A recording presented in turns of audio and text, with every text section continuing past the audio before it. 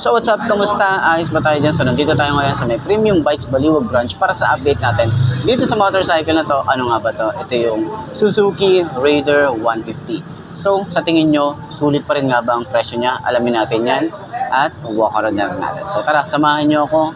Ayos na ayos yan.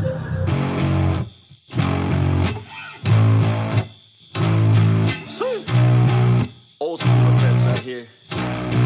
Yo, I'm an addict, addicted to being savage. My life is a little graphic, like HBO making magic. I'm rapping to make that passive money coming from traffic. Doing mental gymnastics, I'm fluid and problematic. You losing if you come at me the wrong way. I've come a long way from sipping on Bombay. It's 1942 now, in this loud mouth, sipping hard in the back of a booth, sold out. I can never get enough. Success is like a drug, the money come in, but then I want more stuff. So I gotta work hard, play harder, gotta work smarter.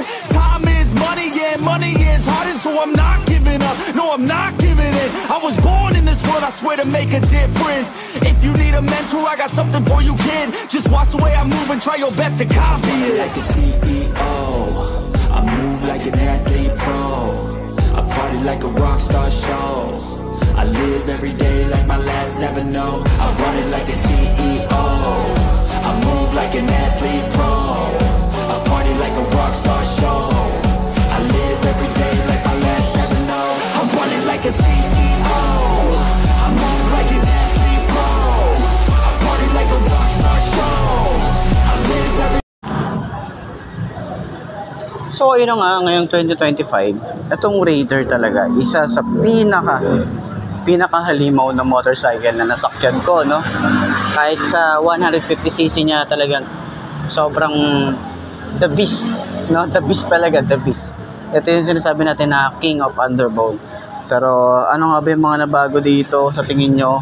Ano nga ba yung pwede natin pang ma-suggest sa Suzuki na baguhin dito or upgrade para dito sa motorcycle na to, para at least meron naman tayong makitang bago rito sa motor na to, di ba? Comment nyo naman yan sa baba para at least mabasa rin, malay natin mabasa ni Suzuki yung mga hinanain nyo, ano nga ba yung mga gusto nyong i-upgrade pa rito sa motor na to. So bago yan, side stand muna natin, upuan natin kung abot ba ng 5 to na kagaya ko. So meron na akong nakaupo na ako sa ganito dun sa tropa ko, naka-Raider kasi siya.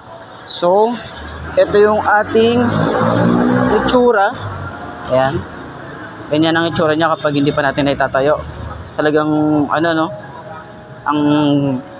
ang sporty ng looks natin dito. Yan, so 5 to ang ating height. Medyo parang pasubsob ng konti kasi medyo mababa yung ating handlebar, lalo na kapag umusad pa tayo rito, ganyan. So sa long ride, siguro kung sanay ka sa mga ganitong position, hindi ka naman siguro mangangalay, di ba? Pero kasi masanay ako sa ganyan.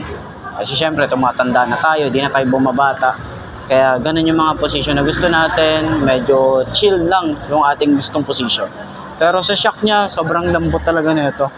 Iba talaga yung suspension na ginagamit ni Suzuki pagdating sa mga front shock and then sa rear. Ayan, ganun yun naman.